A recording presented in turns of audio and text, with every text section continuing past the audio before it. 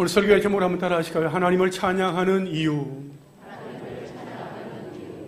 어제 오전 11시 우리 교회 앞에서 조이풀 키즈스쿨 우쿨렐레 팀이 전도 버스킹을 했습니다. 여러분의 이해를 돕기 위해서 사진을 몇 장 준비를 했습니다. 시작하면서 기도를 했고요. 여러분 아는 얼굴들이 있죠. 여러분의 자녀들도 있을 것이고 우리 권사님, 집사님들 가정의 자녀들입니다.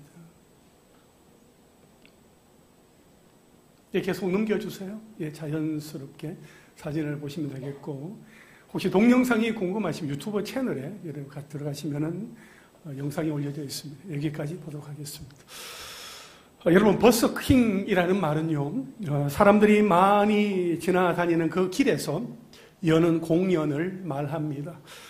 길거리에서 공연하면서 지나가는 사람들에게 복음을 전하는 이른바 전도 버스킹을 어제 처음으로 한 것입니다. 30도를 웃도는 무더운 날씨 속에서도 담당 유윤희 집사님의 지도 아래 초등학교 2학년부터 중학교 청소년들과 어머니들이 함께 우쿨렐레라는 작은 악기를 하나씩 들고 그동안 연습하며 준비한 대로 연주하며 노래하는 그 모습이 참으로 아름다웠습니다.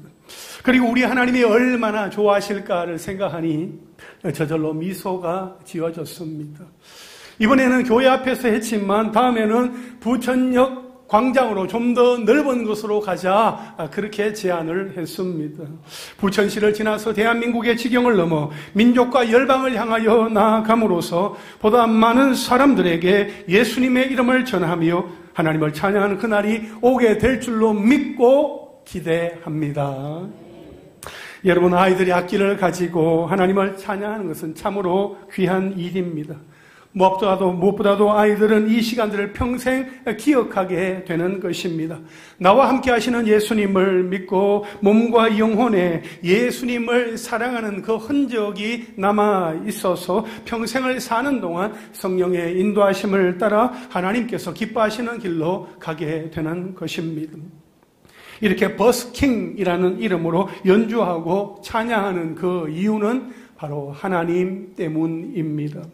하나님이 우리의 삶 가운데 행하신 그 놀라운 일들을 생각할 때에 우리는 감사하지 않을 수 없고 찬양하지 않을 수가 없습니다. 여러분, 우리는 모일 때마다 하나님을 찬양하며 경배합니다. 여러분, 시편 147편은 어떤 말씀으로 시작을 하지요? 할렐루야로 시작을 하고 또 할렐루야로 마칩니다. 할렐루야, 그 뜻은 하나님을 찬양하라입니다. 시편 146편부터 150편까지는 할렐루야 시편이라고 말하지요. 공이 할렐루야로 시작해서 할렐루야로 마치는 시들입니다. 그런데 오늘 시편 147편을 보게 되면 표제어가 없어서 언제 누가 지었는지 정확하게 말하기 어렵습니다. 그러나 바벨론 포로 귀환 이후에 기록된 것만은 분명해 보입니다. 오늘 본문 2절과 13절의 표현을 보면 예루살렘 성벽과 성문이 재건된 상황으로 볼 수 있습니다. 아마도 이 시편은 바벨론 포로에서 돌아온 이스라엘 자손들이 에스라와 느헤미야의 지도하에 성전 재건과 성벽 재건 공사를 모두 마치고 나라가 안정이 된 이후에 익명의 저자가 지었을 것으로 봅니다. 그 모든 회복이 인간의 노력에 의한 것이 아니라 하나님의 역사하심으로 말미암아 된 것이다 하는 그 사실을 깨닫고 이스라엘의 회복자 되시는 하나님의 능력과 은혜를 찬양하기 위해서 이 시편 147편을 지었을 것으로 보는 겁니다. 이 시편은 내용상 세 문단으로 나눌 수 있습니다. 1절부터 6절, 7절부터 11절, 그리고 12절부터 20절까지로 나눌 수 있습니다. 그리고 각 문단의 처음 구절들은 하나님을 찬양하도록 촉구하고 있습니다. 1절에 보면 할렐루야, 우리의 하나님을 찬양하는 일이 선함이요 찬송하는 일이 아름답고 마땅하도다 말씀하고 있습니다. 우리의 하나님을 찬양하는 일이 선하고 하나님을 찬송하는 것이 아름답고 마땅하다고 이렇게 선포하면서 함께 하나님을 찬양하자고 독려하며 권면하는 모습을 우리는 보게 됩니다. 또 7절에 보면 감사함으로 여호와께 노래하며 수금으로 하나님께 찬양할지어다 선포하고 있습니다.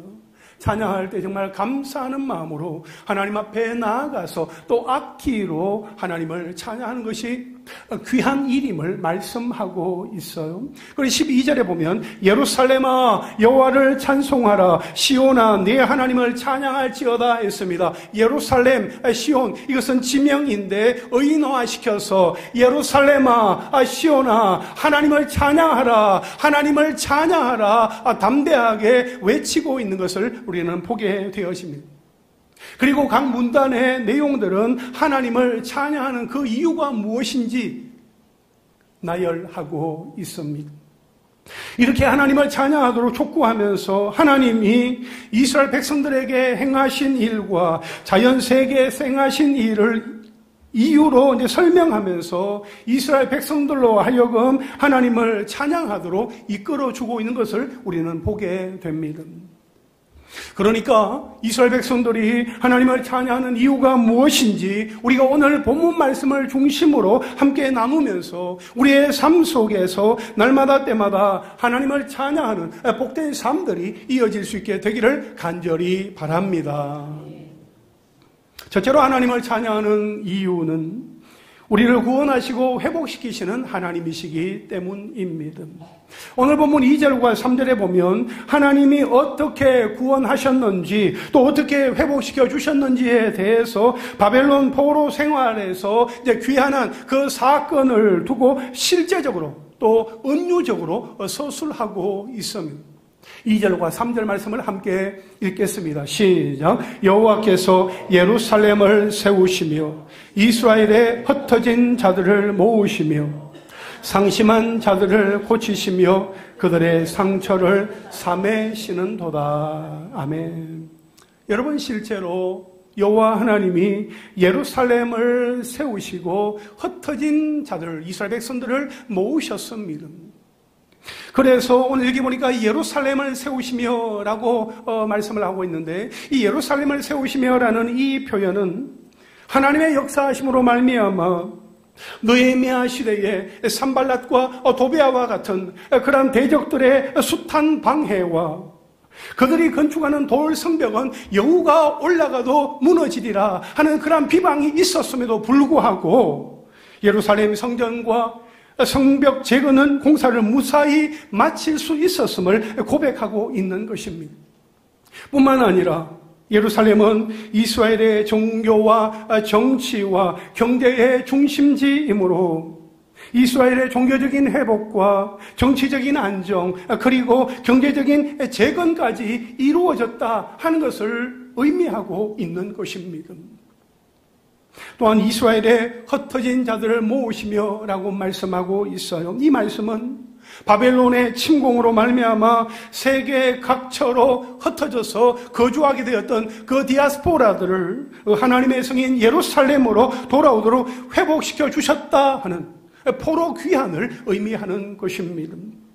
사실 이 포로 귀환의 놀라운 사건은 이사야 선지자, 예레미야 선지자, 예스겔 선지자를 통해서 이미 예언되었더랬습니다.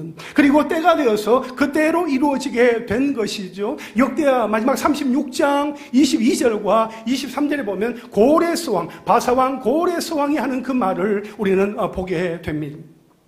바사의 고레스 왕 원년에 여호와께서 예레미야의 입으로 하신 말씀을 이루시려고 여호와께서 바사의 고레스 왕의 마음을 감동시키심에 그가 온 나라에 공포도 하고 조서도 내려 이르되 바사 왕 고레스가 이같이 말하노니 하늘의 신 여호와께서 세상 만국을 내게 주셨고 나에게 명령하여 유다 예루살렘의 성전을 건축하라 하셨나니 너희 중에 그의 백성된 자는 다 올라갈지어다. 너희 하나님 여호와께서 함께 하시기를 원하노라 하였더라 말씀하고 있습니다. 하나님께서 바사왕 페르시아 왕 고레스를 통하여서 이스라엘 백성들은 고향으로 돌아가라. 그렇게 선포하게 하신 것이죠. 언약의 하나님은 이스라엘을 위한 약속을 지키심으로써 하나님의 신실하심과 하나님의 인자하심을 보여주셨습니다. 그런데 여러분, 이것만이 아닙니다. 이것이 끝이 아니에요. 3절에 보니까 하나님은 귀한 백성들의 그 마음도 회복시켜 주셨습니다. 상심한 자들을 고치시며 그들의 상처를 싸매시는도다 말씀하고 있습니다. 여기서는 이스라엘 백성 한 사람 한 사람에게 베푸시는 하나님의 자비와 사랑에 더 초점을 맞추고 있습니다. 이스라엘에 흩어진 자들은 상심한 자들, 곧 마음이 상한 자들, 마음이 깨어진 자들이었으므로 하나님은 그들의 상처난 마음을 위로해 주시고 싸매어 주시고 치료해 주셨습니다. 사실 예루살렘의 멸망과 바벨론 포로 생활은 이스라엘 백성들이 자신들의 범죄로 말미암아 자초한 것이었으므로 당연히 치루어야 할 대가다라고 할 수 있습니다. 그럼에도 불구하고 하나님은 그들을 불쌍히 여기시고 그들의 마음을 만지시고 고쳐주신 것입니다. 여기에서 고치시면은 위로와 격려의 의미뿐만 아니라 완전한 회복을 의미합니다. 하나님은 인간 스스로 회복할 수 없는 깨어진 마음과 극심한 고통을 주는 상처를 모두 온전하게 치료하시는 분, 즉 그 사람을 온전하게 회복시키시는 하나님이심을 고백하고 있습니다.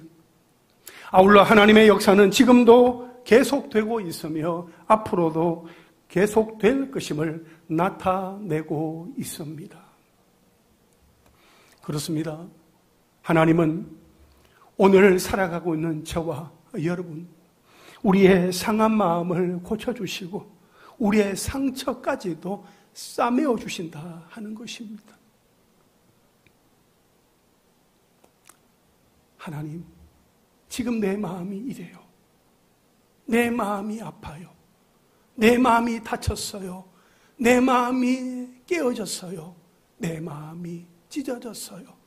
내 마음이 너무너무 아파요. 내가 너무 힘든 가운데 있어요. 때로는 너무 외로워요. 너무 쓸쓸해요. 너무 힘들어요. 하나님, 사랑하는 사람을 먼저 보내고 나니 내 마음이 너무너무 무겁고 어려워요. 하나님, 날 좀 붙들어 주세요. 하나님, 날 좀 도와주세요. 그냥 홀로 그냥 마음에 그냥 담아두고 혼자 삭히는 것이 아니라 하나님께 나아가서 하나님, 내 마음 좀 만져주세요. 내 마음 좀 고쳐주세요. 내 상한 마음 고쳐주시고 내 상처도 좀 싸매어 주세요. 그렇게 하나님 앞에 기도하며 간구하며 나아갈 때에 내 상한 마음을 고쳐주시고 내 상처를 싸매어 주시는 나의 하나님, 치료하시는 하나님, 그 하나님의 손길을 경험하는 우리 모두가 될 수 있기를 주님의 이름으로 축원합니다. 하나님은 우리의 마음이 고침을 받고 회복되기를 원하시며 날마다 하나님의 은혜 속에 살아갈 수 있도록 도와주십니다. 여러분, 우리 하나님은 우리의 마음을 다 살피시는 분이에요. 왜냐하면 우리를 지으신 분이시기 때문입니다. 이스라엘의 구원자이신 하나님은 온 우주의 창조자이십니다. 그 하나님이 얼마나 놀라운 분인지 아십니까?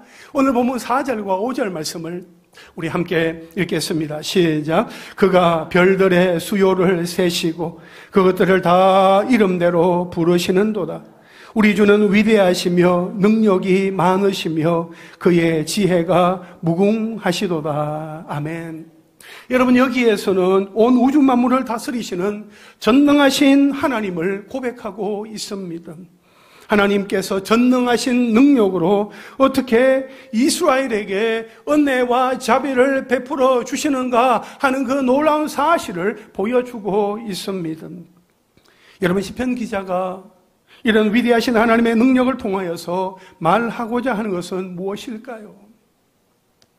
하나님은 하늘의 별처럼 많지도 않고 주목받지도 못하는 우리 인생을 다 세시고 아신다는 사실입니다.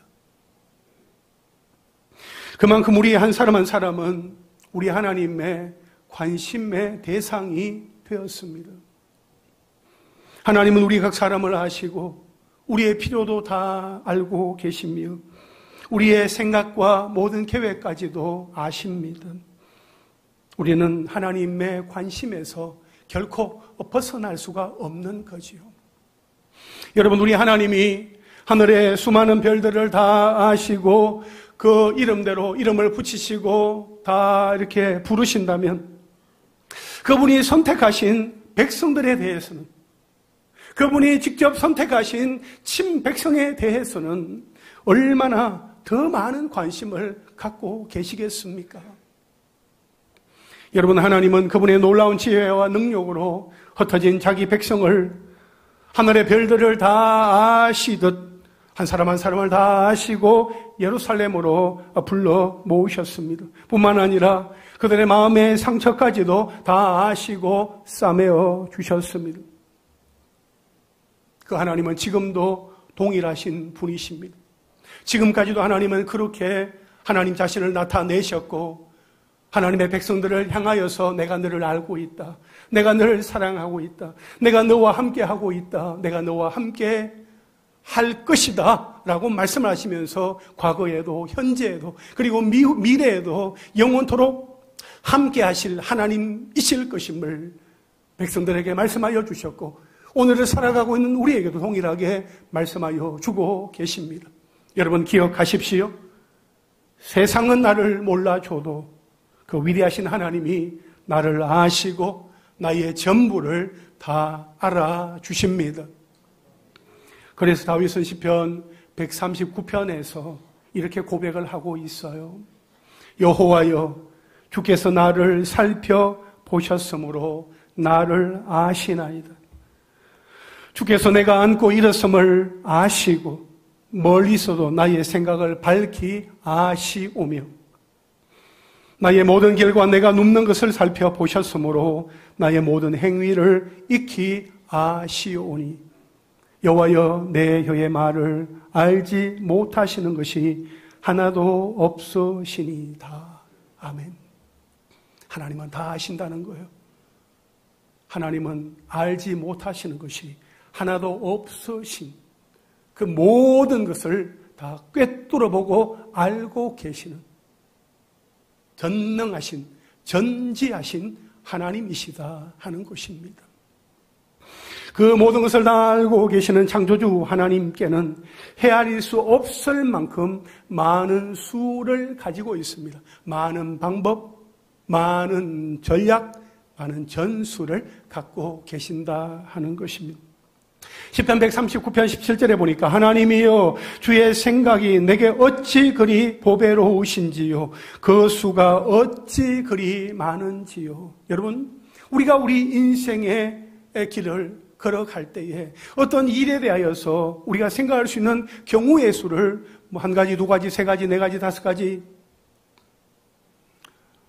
플랜 A, 플랜 B, 플랜 C 이렇게 하면서 우리가 나름대로 경우의 수를 우리가 마련할 수 있겠지만 우리는 상당히 제한적입니다.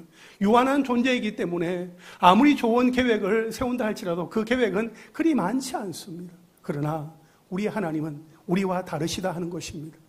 하나님은 엄청나게 많은 우리의 생각, 우리의 상상을 뛰어넘는 엄청난 수를 가지고 계시면서 우리의 걸음걸음을 도우시고 인도하여 주시는 하나님이시다 하는 것입니다.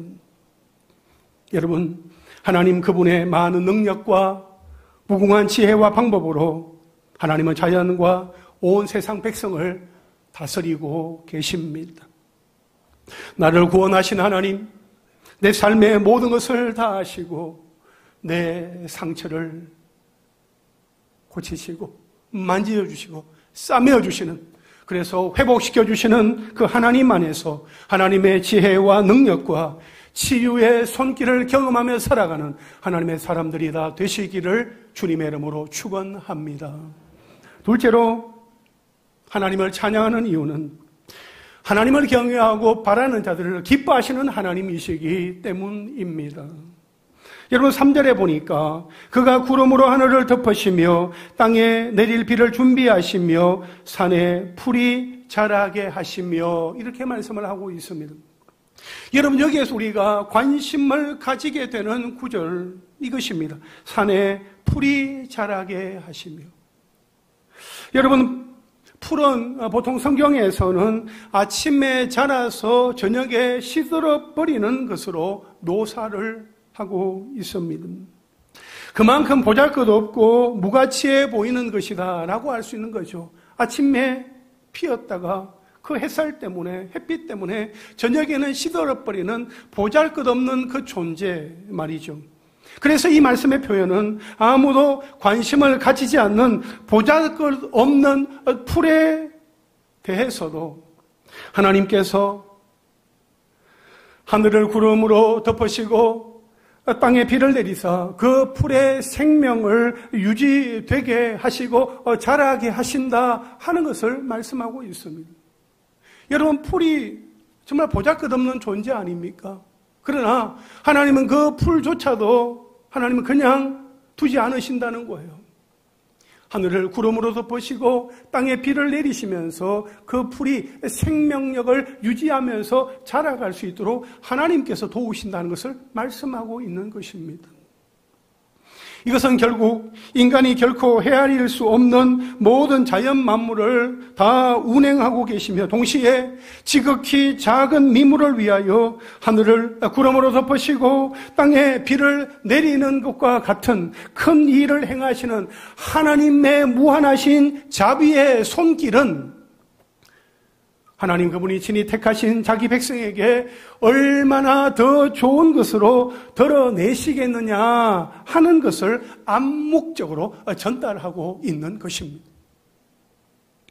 또한 9절에서는 들짐승과 우는 까마귀 새끼에게 먹을 것을 주시는도다라고 말씀하고 있어요. 이 말씀은 지극히 작은 미물에게까지 자비를 베푸시며 모든 피조물을 다스리신다 하는 사실을 더 분명하게 나타내고 있습니다. 이처럼 산에서 자라는 풀이나 들짐승과 까마귀 새끼처럼 보잘것없는 존재까지도 먹이시는 하나님은 당연히 나머지 피조물과 사람들도 다 먹이고 입히신다 하는 것을 말씀하고 있습니다. 그래서 풀이나 들짐승과 보잘것없는 미물들이 하나님을 의지할 수밖에 없다 하는 것을 우리에게 보여주고 있는 것이지요. 게다가 시인은 10절과 11절에서 한 걸음 더 나아가서 하나님을 의지하는 것이야말로 하나님이 기뻐하시는 것이다 하는 것을 말해주고 있습니다. 우리 10절과 11절 말씀 함께 읽겠습니다. 시작. 여호와는 말의 힘이 세다 하여 기뻐하지 아니하시며 사람의 다리가 억세다 하여 기뻐하지 아니하시고 여호와는 자기를 경외하는 자들과 그의 인자하심을 바라는 자들을 기뻐하시는도다. 아멘.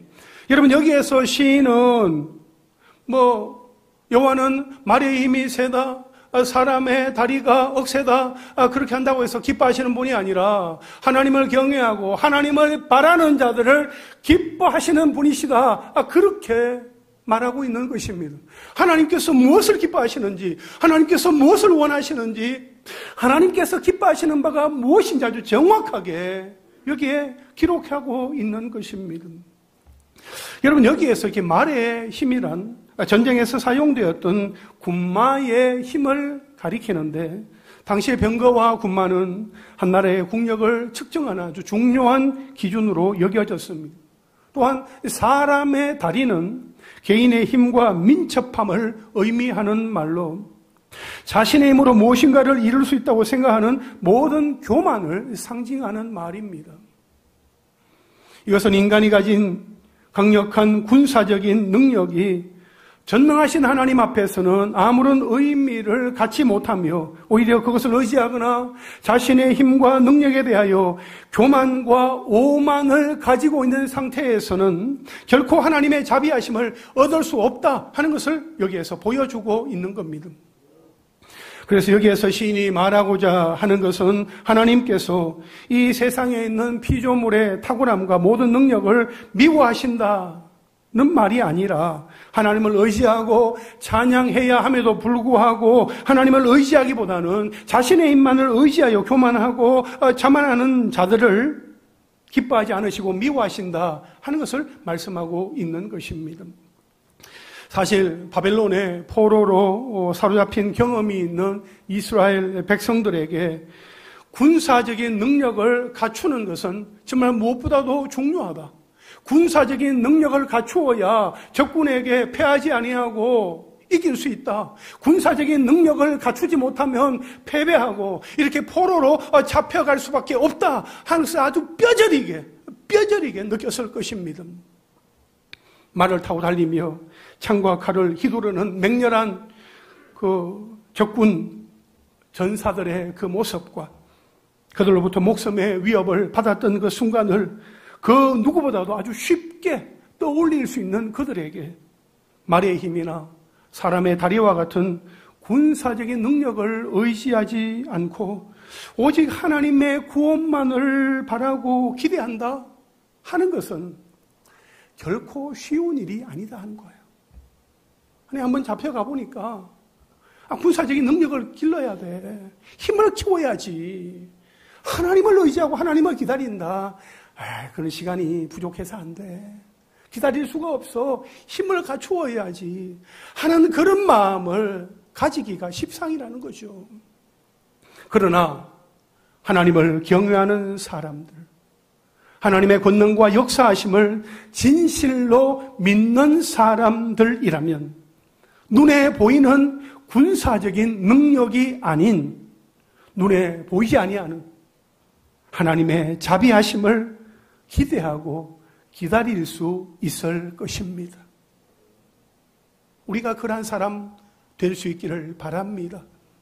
눈에 보이는 군사적인 능력을 갖추는 일에 우리의 시간을 다 허비해 버리는 것이 아니라 눈에 보이지는 않지만 우리와 함께 하시고 우리를 도우시기를 원하시는 그 하나님을 우리가 기대하고 하나님의 자비하심을 기다리며 기도하며 믿음으로 살아가는 하나님의 사람들이 될 수 있기를 바랍니다. 여러분, 우리가 살아가면서 누구를 의지해야 하는지에 대해서 성경은 우리에게 분명하게 성경 여러 군데에서 말씀을 하고 있어요. 특별히 시편 146편 3절부터 5절까지 말씀해 보면 우리 함께 읽겠습니다. 시작. 귀인들을 의지하지 말며 도울 힘이 없는 인생도 의지하지 말지니 그의 호흡이 끊어지면 흙으로 돌아가서 그날에 그의 생각이 소멸하리로다. 야곱의 하나님을 자기의 도움으로 삼으며 여호와 자기 하나님에게 자기의 소망을 두는 자는 뭐가 있다고요? 복이 있다고 말씀을 하고 있어요. 귀인들을 의지하지 말라 그랬어요. 힘 있는 사람, 권력을 가진 사람, 나름대로 문제를 해결해 줄 것만 같은 아주 그 사람, 영향력이 있는 그 사람, 그 귀인을 의지하지 말라 그랬어요. 도울 힘이 없는 인생을 의지하지 말라 그랬어요. 내가 도와주겠다 그렇게 말한다 할지라도 그 사람의 호흡이 끊어져 버리면 그 사람의 그 약속, 그 사람의 했던 장담은 수포로 돌아가고 마는 것입니다. 야곱의 하나님을 의지하고 그 하나님을 자기의 도움으로 삼는 사람, 하나님은 나의 도움이 되십니다. 내가 하나님을 의지합니다. 내가 의지할 분은 하나님밖에 없습니다. 그렇게 고백하며 나아가는 그 사람에게 복이 있다라고 말씀을 하고 있어요. 내가 누구를 의지할 것인가? 누구를 나의 도움으로 삼을 것인가? 우리는 분명하게 알게 되는 거지요. 사람을 의지하지 말라고 해서 사람을 멀리하라, 배척해라 하는 것은 절대로 아닙니다. 우리가 사람들을 만날 때 그 사람에게 우리가 할 수 있는 것은 그저 사랑하는 것입니다. 품어주는 것입니다. 안아주는 것입니다. 우리가 사람을 의지하는 것이 아니라 사람은 사랑하되 우리가 의지할 대상은 하나님이시다. 하나님만 의지하며 살아갈 때에 하나님께서 그때마다 돕는 사람들을 우리에게 보내주시고 그 사람들과 함께 하나님의 나라를 확장시켜 나아가는 일에 더욱더 귀하게 사용하여 주실 줄로 믿습니다. 우리의 인생이 하나님을 의지하고 하나님을 나의 도움으로 삼으며 하나님께 소망을 둘 때 하나님이 주시는 복을 받아 누리게 되는 것이지요. 여러분 시편 20편 7절에 나오는 다윗의 고백도 여러분 잘 기억해 두시기를 바랍니다. 어떤 사람은 병거, 어떤 사람은 말을 의지하나 우리는 여호와 우리 하나님의 이름을 자랑하리로다 말씀하고 있습니다. 세상 사람들이 세상의 권력, 지위, 명예를 의지할 때에 우리는 누구를 의지할까요? 누구를 의지해야 할까요? 잠시도 머뭇거리지 아니하고 우리 하나님을 의지하고 하나님의 이름을 자랑할 수 있게 되기를 바랍니다.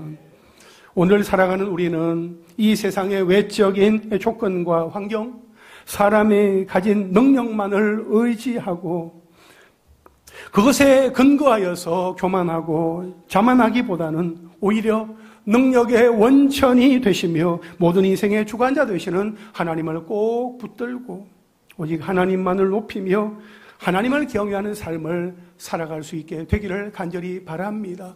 여러분, 우리 하나님은 말이죠, 우리 한 사람 한 사람으로 인하여서 기쁨을 이기지 못하시는 분이에요. 우리 성도님들 한 사람 한 사람을 우리 하나님이 바라보시면서 그 성도 한 사람 한 사람으로 인하여서 기쁨을 이기지 못하시는 분이 우리 하나님이시다 하는 것입니다.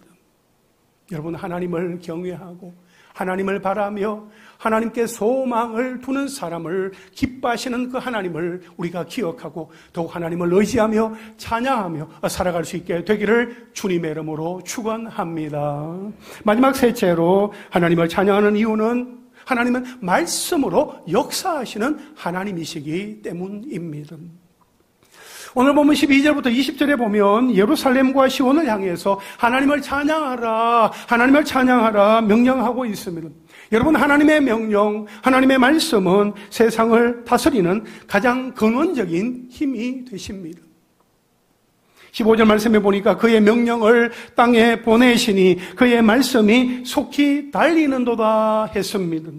여러분, 하나님의 명령, 하나님의 말씀은 입에서 떨어지는 그 순간 달려가서 성취되어지는 그러한 어떤 효력을 갖고 있습니다.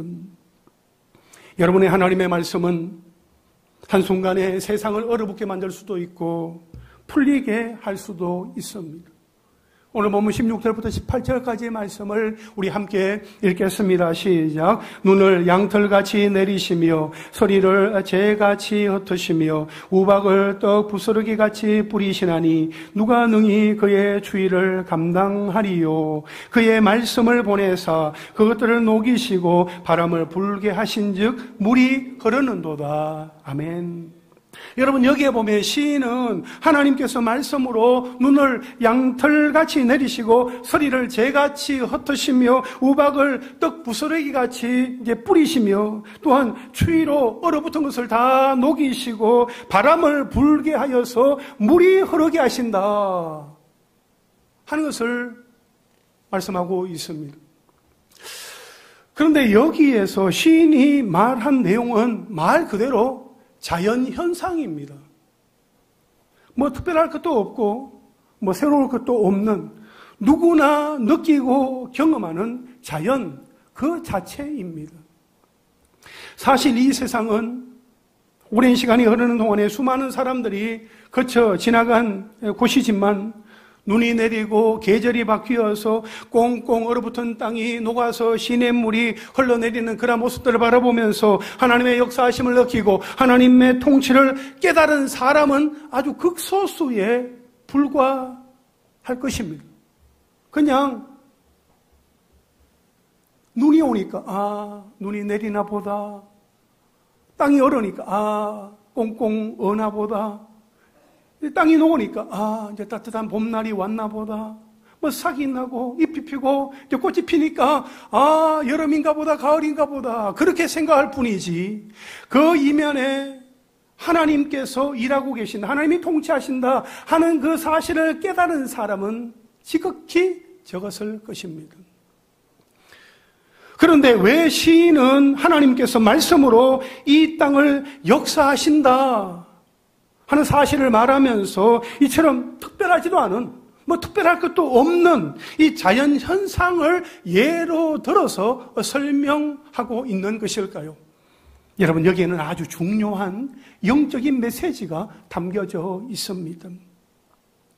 여기에서 시인이 말하고자 하는 것은 우리가 숨을 쉬고 보고 듣고 느끼는 세상의 모든 영역에는 누가 계세요? 하나님이 계시며, 이 모든 것은 하나님께서 말씀으로 통치하고 다스리시며 역사하신 결과다 하는 거예요. 하나님은 우리에게 반드시 필요한 공기와 바람 속에도, 또 햇빛과 단비 속에도, 계절의 변화 속에도 함께 계시며 그 가운데서 하나님의 말씀으로 우리를 다스리신다 하는 겁니다. 우리는 하나님과 뗄래야 뗄 수 없는 아주 밀접한 관계를 가지고 있으며 하나님의 그 말씀의 영향력 속에서 오늘도 살아가고 있습니다. 여러분, 우리 하나님의 손이 단지 바다가 갈라지고 불기둥과 구름기둥으로 그의 백성을 안전하게 또 보호하시고 인도하시며 또 태양이 멈추고 갑자기 주먹만한 우박이 떨어져서 적군들을 완전히 이렇게 멸하여 버리는 그러한 기적 속에만 하나님의 손이 나타나시는 겁니까? 아니다 하는 겁니다. 그게 아니다 하는 거예요. 하나님은 우리의 호흡 속에도, 우리의 발걸음에도 부인할 수 없는 하나님의 돌보심과 하나님의 은혜가 있으며 우리는 그 영향력 가운데서 그 역사하심 안에 있다 하는 것입니다. 하나님은 우리가 태어나서 자라고 나이가 들어서 숨을 거두는 모든 시간과 공간 속에서 변함없는 말씀으로 우리를 기르셨고 우리를 자라게 하신 것입니다. 그러나 우리는 항상 하나님의 손길을 아주 특별한 곳에서만 찾는 경향이 있습니다. 남들보다 특별한 은혜, 또 주목할 만한 기적, 남다른 능력이 나타나야 하나님께서 사랑하시는 자이며 그렇지 않은 인생은 단지 하나님의 손에서 떨어져 나간 존재인 것처럼 생각하는 경향이 있는 거죠. 하지만 여러분, 우리가 인식하든 인식하지 못하든 하나님의 은혜는 이미 우리 가운데 주어져 있고 우리의 호흡 속에서, 우리의 육체 속에서, 우리의 혈관과 신경을 타고 온 몸에 흐르고 있다 하는 사실을 우리는 기억해야 합니다. 하나님은 이미 우리의 삶 가운데 깊이 개입하셔서 함께 일하고 계시는 분이시다 하는 것입니다. 아무쪼록 우리 모두 우리의 인생 가운데 말씀으로 역사하시는 하나님, 지극히 작은 것 가운데서도 아주 세밀한 섭리로 그 모든 것을 주관하시는 하나님의 손길을 분명히 느끼며 모든 일에 하나님을 찬양하는 삶을 살아가시기를 주님의 이름으로 축원합니다. 이제 말씀을 정리하겠습니다. 우리가 하나님을 찬양하는 이유는 분명합니다. 하나님을 찬양하는 이유는 무엇입니까? 이렇게 질문을 드린다면 아마 여러분 개인마다 각각 다른 답을 들려주실 것 같습니다. 하나님을 찬양하는 이유가 무엇입니까?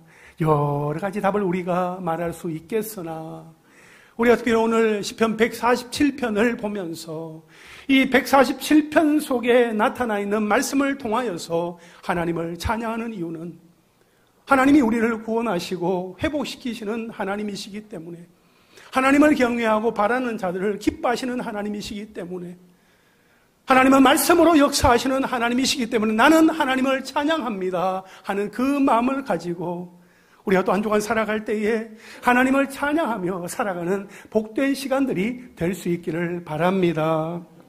오늘날도 여전히 우리를 위하여서 은혜의 단비와 축복의 소낙비를 내려주시기 위해서 우리에게 비를 준비하시는 그 하나님을 우리가 기대하면서 하나님의 말씀 붙들고 한 주간 주님 안에서 승리하며 살아가시기를 주님의 이름으로 축원합니다.